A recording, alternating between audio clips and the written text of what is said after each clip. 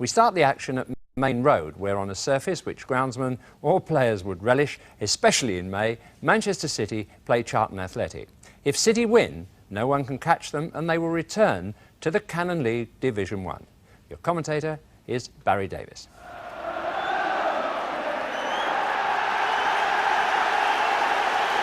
The aspirations of a season come down to the perspiration of the last 90 minutes. For Manchester City, another chapter in their quite extraordinary history of brushes with fate. And their team selection, already hampered by injuries, becomes an even greater problem because of suspensions to Nicky Reed and Mick McCarthy. So Andy May moves across to partner Kenny Clements in the middle of the defence. Jim Tolmie is there in midfield, in spite of spending most of the week in hospital. And Jim Melrose will carry his hamstring injury up front. No problems for Charlton Athletic. They come here having banished fears of relegation. They're in 17th place. Their team is unchanged from the side which drew with Oxford, and already they're looking forward to next season. But you would think this will be a match for men, but there are one or two boys involved, not least of them 18-year-old Paul Simpson, who's managed 5 goals in his 8 games. And in particular, perhaps the man that City have to beat, 17-year-old Lee Harmsworth, playing only his 3rd league game, having been called back from an outward bound course in Wales, and usually the youth team goalkeeper. And just to add spice to the whole affair, separate these two identical twins, the Kimble brothers, Alan on the left, I think. And here's the calmest man around, even managing time for a yawn, Billy McNeil, the manager of Manchester City. The referee is Francon Roberts of Prestatyn in Clwyd. And the biggest crowd of the season at Maine Road for Manchester City's biggest game. In the blue, attacking the goal to our left. People are remembering 2 years ago when Luton pipped them and City went down. And the programme goes back to 1927 when City and Portsmouth were in this identical position. And Portsmouth went up instead of City by 1/200th of a goal. First challenge for Alan Kimble. Kimble brothers, 18 years old. It's Jim Tolmie.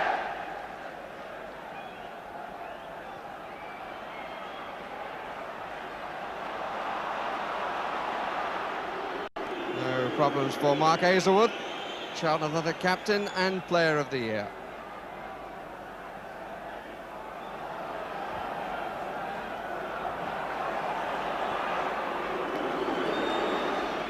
McNab making his 50th appearance for City today.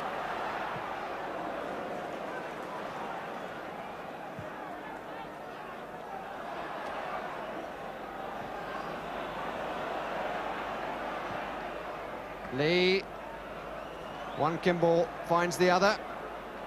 Gary to Allen.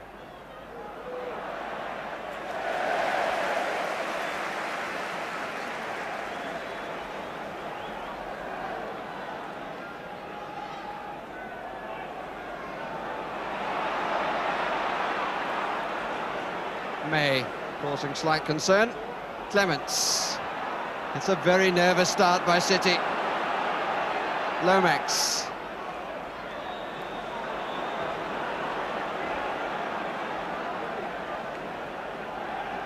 Proved to be a very useful acquisition. He's here on loan from Oldham Athletic, having started his career here. And on this sort of afternoon, his experience could be vital in the absence of Reed and McCarthy. Good play by Tolmie, but it needed Clements to stretch. And Charlton making all the play really at the moment, on by Curbishley. May. Curbishley.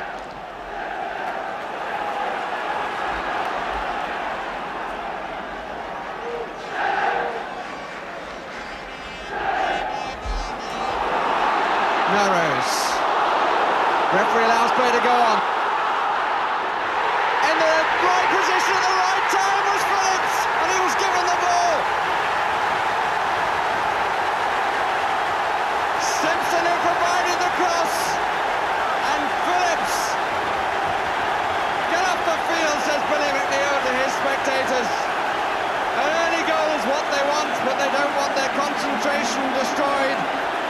pitch invasion.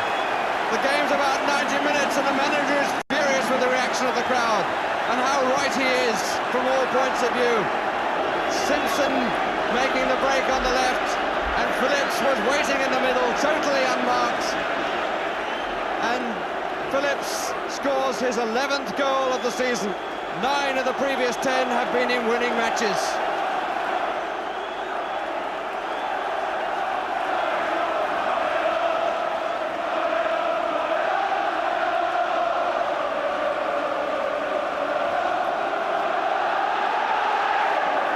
Simpson made the break on the left, but it was Phillips who was taking the eye because he was unmarked in the middle, and he was given the ball, and City had the lead.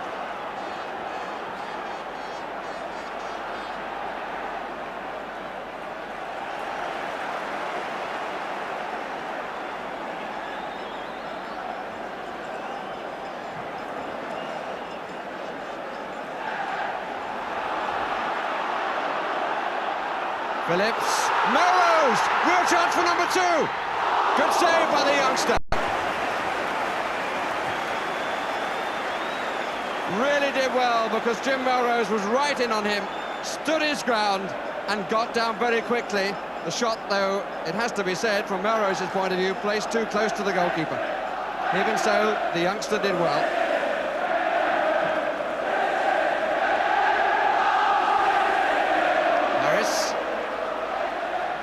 Harris, one of his former clubs, involved in this battle at the top, Leeds United. Oh, he didn't look me! Still with the opportunity. Oh, amazingly, Gritt couldn't get it in.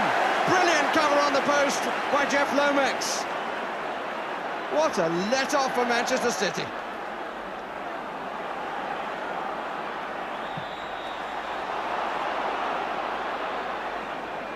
Jeff Lomax, who's only played a handful of games, but he was the saviour of his side then. Steve Gritt wanted to make too sure.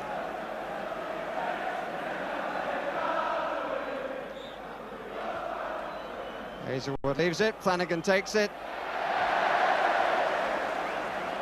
Jeff Lomax, in fact, only his 9th appearance, but he got over to cover the near post after the initial mistake had been made by Andy May, and Steve Gritt wanted to make so sure to poke it in and couldn't get it through the legs. McNab. May, nicely killed. And used. And this 18-year-old has already become quite a favourite, and that was a poor challenge. The referee had no alternative really other than to get the free kick, although Power had gone on to get possession.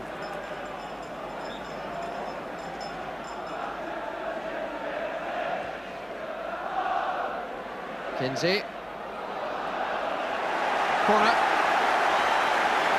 Challenged by Alan Kimble. It's easy when you can see the number.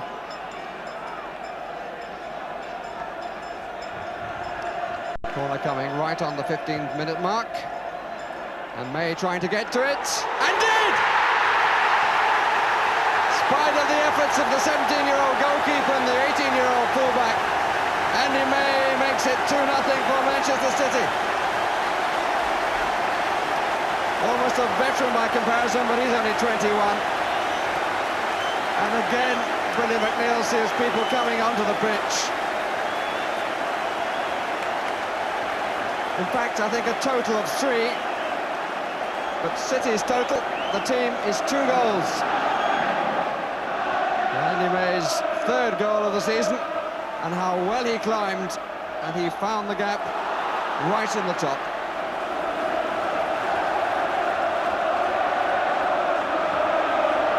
Confirmation of the position. 2 goals towards the First Division.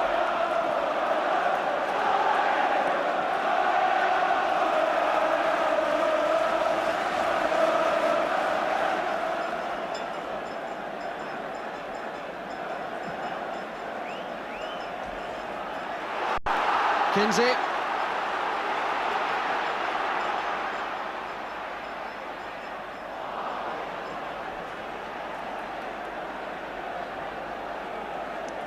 Paul Simpson involved in both goals, the cross from which Phillips scored and the corner from which May scored.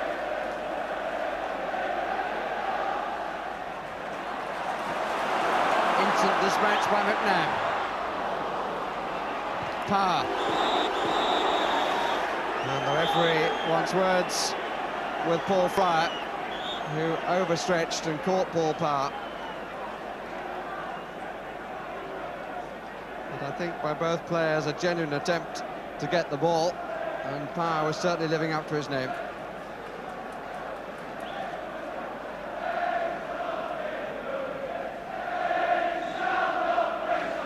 And the City captain none the worse for the incident. Phillips, Simpson!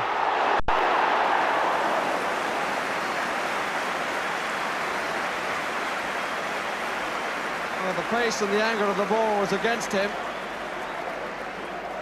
And I think one could say then that the young goalkeeper was a little caught out.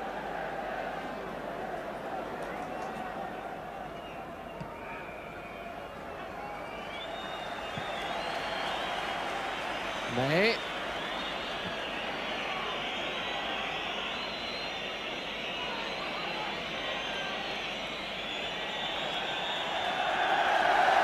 And City go off at half-time with their 2-0 lead intact. The first goal scored by David Phillips in the 6th minute, his 11th of the season. And Andy May climbing well to make it 2-0 with his 3rd of the season. And listen to the applause. The job is half done. Well, it's looking good for the home side. And people are able to listen to their transistor radios and not be concerned about the scores in the other matches. Some of the Charlton supporters have only just arrived after the problems outside Watford and the trains. You can tell them their side is 2 down. And Harmsworth has been much the busier of the 2 goalkeepers.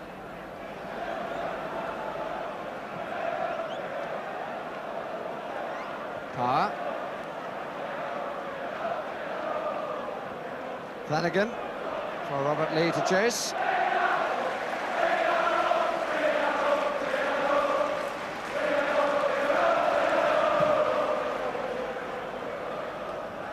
Dowman. Charlton having the greater amount of possession. Flanagan. Lomax. Too tight for all nerves. I think he's feeling it a bit at the moment, Billy McNeil. Simpson wants it. Friar very quickly to him.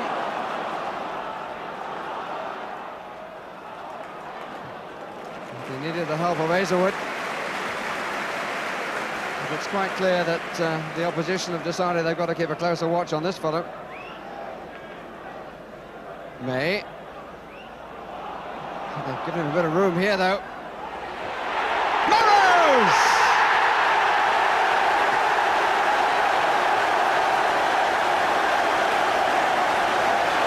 That's the crucial one, surely.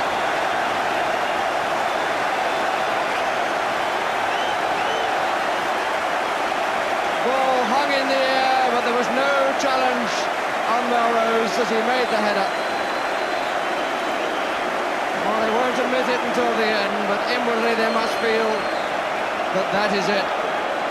Gives them the breathing space that they needed.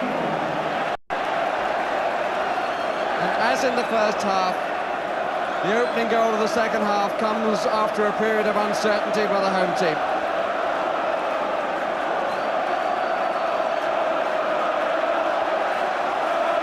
Jim Melrose, goal number 7. That's a lucky number for some.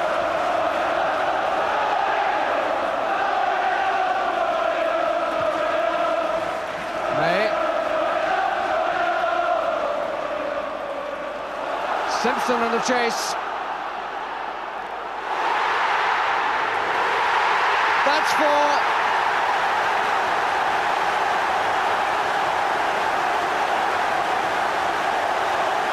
The 18-year-old delighted,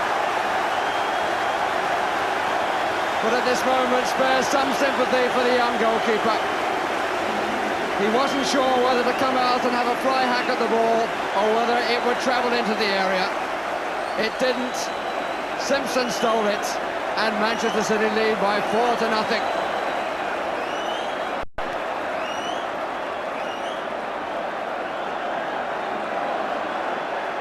Nothing surely can stop them now.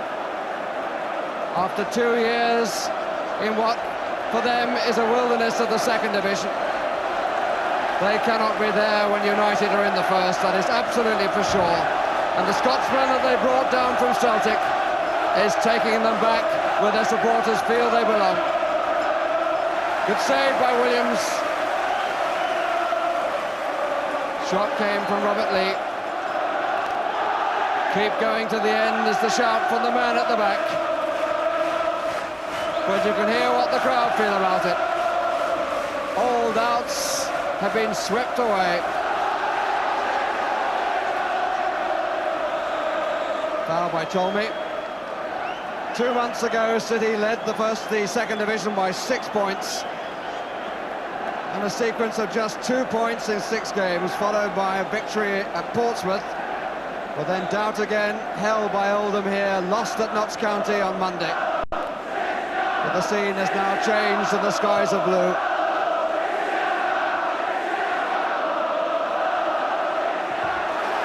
Melrose to Simpson. 6 goals in 9 games. What a start for him. Phillips! Yes! Another spectacular effort! How well was that £65,000 spent from Plymouth? Oh, he's loving every minute of it now. Poor lad, he had no chance with that one. The moment that Phillips came forward, one would have put a fair bit of money on it that the ball was going into the corner. He scored some spectacular goals this season, including a couple which have won our Goal of the Month competition, and he really buried that one.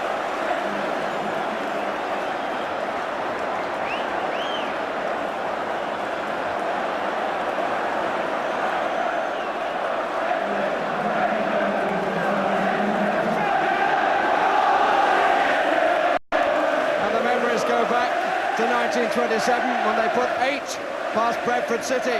But that wasn't enough. 5 for sure will be more than enough now.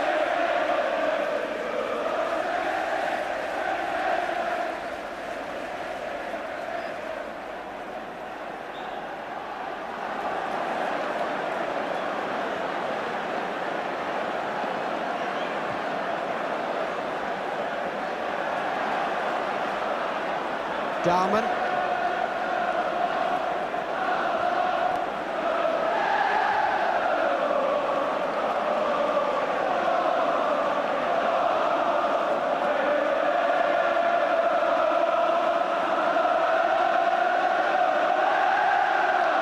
Dowman, blue scarves all over the crowd, all round the ground.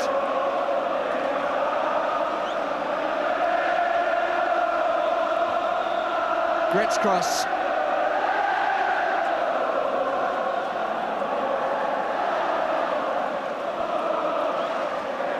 What a difference from 2 years ago on the last day of the season. Luton came here and sent them down with a goal 4 minutes from time, but now they're going back up. Gritt, and they're certain to go if that sort of chance is missed. Steve Dowman, the culprit.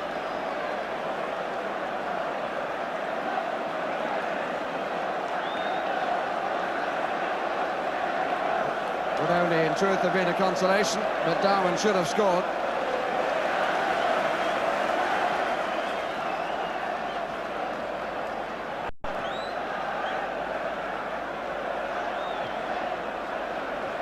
Tolmie.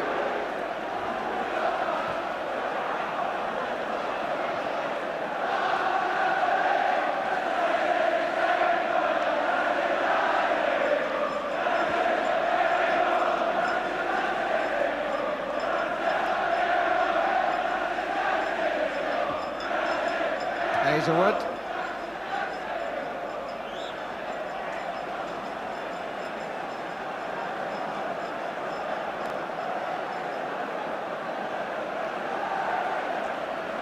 Kimble. Lee. Good play by Robert Lee. Curbishley. Oh! And he hit the post. Everything going Manchester City's way. They could have conceded 2 goals in the last 3 minutes. And they don't give a damn.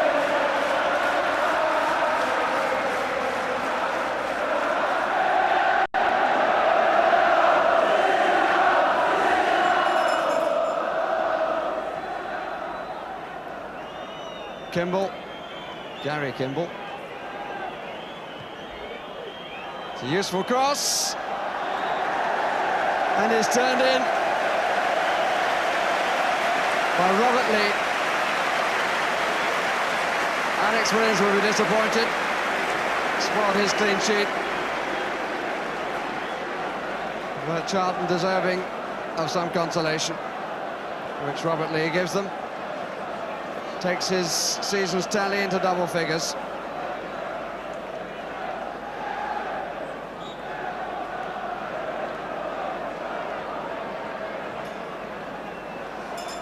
Clements.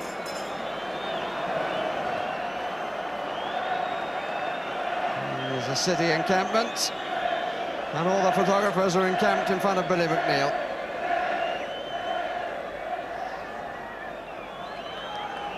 Once again, on the last day of the season, the opposition have scored a late goal, but this time it matters not a jot. City have 5 in the net and a place back in the First Division.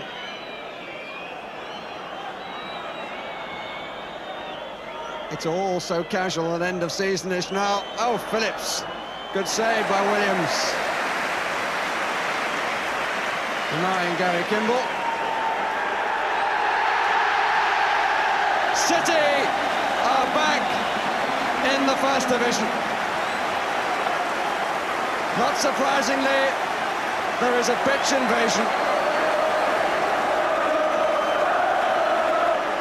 The police had not a chance. Andy May goes off without his shirt. He won't mind that. Police horses on the field, but the crowd are being very good-natured, and I really think it's rather pointless trying to get them off. They've come to celebrate, not to cause problems.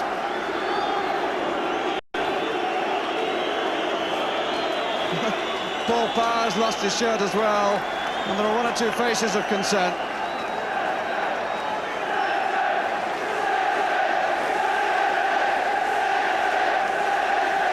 And I don't think Andy May's in any hurry to get back to the dressing room. One of the scorers, Phillips the first, May the second, Melrose the third, Simpson the fourth, and Phillips the final goal. And the 2 years in the wilderness of the Second Division have come to an end. Our congratulations to Manchester City on gaining promotion. They are the best supported team in the Second Division. Over 47,000 watched them today and have worked very hard to maintain that kind of following, linking with the community and promoting support through the Junior Blues. Certainly their youngsters David Phillips and Paul Simpson will not lack for First Division style come next August. And I'm sure City wouldn't begrudge a wish of better luck in the future to Lee Harmsworth, the young Charlton goalkeeper. Tony. 4 of the teams who could secure promotion from Division 2 on this last Saturday of the season won today, but goal difference gives Manchester City their place back in Division 1, along with Oxford, who become the first club to have won the 3rd and 2nd Division titles in successive seasons, and Birmingham, whose 1-0 win over Leeds was marred by rioting fans. Police made 125 arrests and 60 people were injured when a wall collapsed. Middlesbrough's 2-0 away win at Shrewsbury has confirmed their Second Division survival and left Notts County and Cardiff, who both lost away, to occupy the final relegation places along with Wolves. Millwall only needed a point to clinch promotion from Division 3, but they made certain, beating Plymouth 2-0 at the Den to climb above Hull into second place. Bradford City had already been presented with their championship trophy before the outbreak of that terrible fire.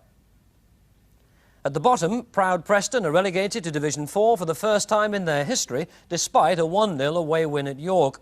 Orient's goalless draw against Bournemouth wasn't good enough to prevent them going down 2 with Cambridge, but Swansea's 3-2 defeat of Bristol Rovers keeps their hope alive. 1 point from their last match will relegate Burnley and save them. Tonight it looks as if Norman Hunter is set to become the next manager of Bristol Rovers. The former Leeds and England defender, now coach at West Brom, is talking to Rovers about their vacancy.